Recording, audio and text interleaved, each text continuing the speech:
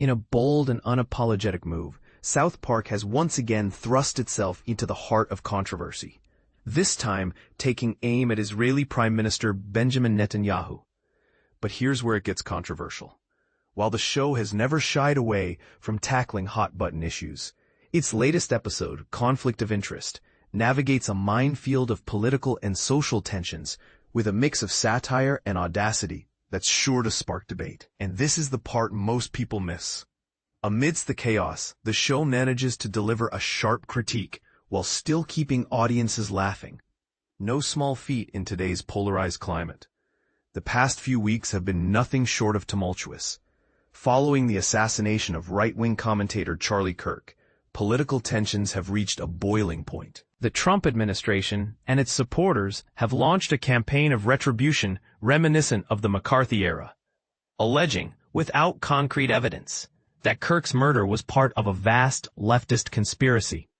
This has led to widespread backlash against anyone daring to comment on the situation.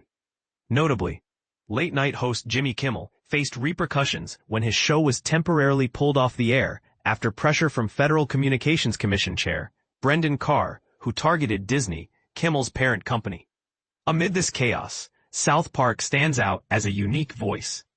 The season 27 premiere tackled the politically motivated cancellation of Stephen Colbert, a vocal critic of Donald Trump, while the second episode directly parodied Kirk. Despite Kirk himself embracing the parody, even using the show's caricature of him as his profile picture, the episode was pulled from Comedy Central, though it remains available on Paramount+.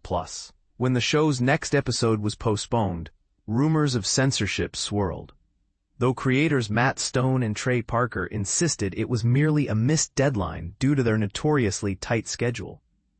While this explanation might seem convenient, Parker and Stone have a history of embracing controversy, yet this time feels different. The stakes are higher and the backlash more intense. The question on everyone's mind was, how would South Park address this moment? The answer, surprisingly, is with a mix of restraint and razor-sharp wit. Conflict of Interest avoids direct mention of Kirk's assassination, but tackles its aftermath indirectly. In one storyline, Trump, panicked over the impending birth of his child with Satan, sets up elaborate traps to force an abortion, only for Brendan Carr to repeatedly stumble into them. By the episode's end, Carr, injured and hosting a brain parasite from toxoplasmosis, courtesy of being buried in cat feces, is at risk of losing his freedom of speech.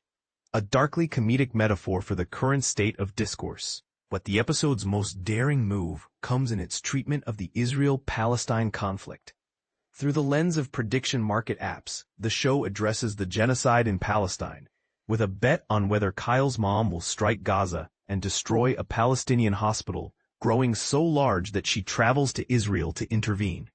Kyle's outraged declaration, "Jews and Palestinians are not football teams that you bet on," cuts through the absurdity, while his mother's assertion that it's not Jews versus Palestine, it's Israel versus Palestine, reframes the narrative. The episode's climax sees Kyle's mom confronting Benjamin Netanyahu directly. "Just who do you think you are, killing thousands and flattening neighborhoods, then wrapping yourself in Judaism like it's some shield from criticism?" While Netanyahu's comeuppance lacks the scatological extremes of Carr's, it offers a moment of catharsis. Here's the controversial part. Is South Park equating Israel's actions with Trump's antics, or is it simply highlighting the absurdity of betting on human suffering? The show leaves that question open, inviting viewers to grapple with it. While not the most outrageous episode of the season, Conflict of Interest might be the funniest, with Looney Tunes-style humor and a spot-on caricature of J.D. Vance delivering big laughs. And while it doesn't confront every issue head-on, it refuses to back down.